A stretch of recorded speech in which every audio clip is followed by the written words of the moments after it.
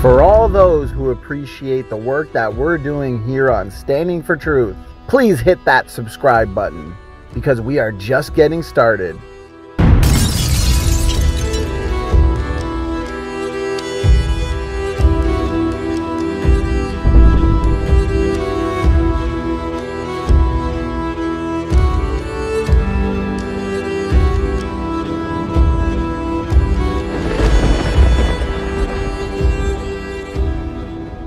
The first question here is, why do Africans, and this is a common objection that I've personally heard numerous times from the evolutionists. So the question is, why do Africans have more genetic diversity?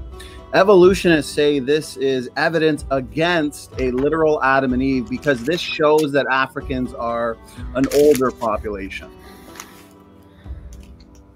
Actually, having done several years of genetics and done exceedingly well at it in addition to my geology, the one thing I've discovered that it doesn't take time to increase diversity.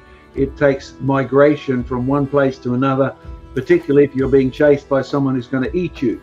And you can then isolate in a little group and you become absolutely unique. So to give you a good example, we know beyond a shadow of a doubt that the pygmies, you know, the little ones, they are genetically descended directly from the Zulus, the really tall ones. So you've got genetic diversity really quickly, but there's a good reason, and it's to do with persecution.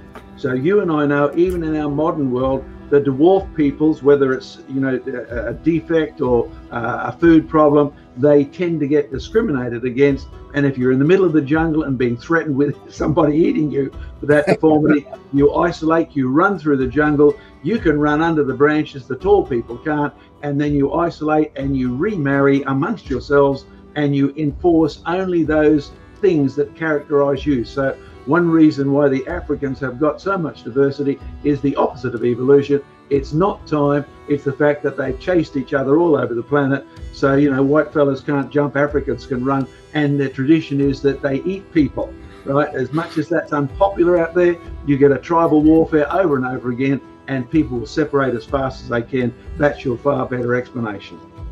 Well, that's a great response, John. I completely agree. I think you nailed it when you said the amount of genetic diversity is not necessarily indicative of time. And that's what these critics of young Earth creation seem to assume, because we're looking at different environmental conditions, a different history, for example, in some of these African tribes and groups. That's a great answer, and I appreciate that.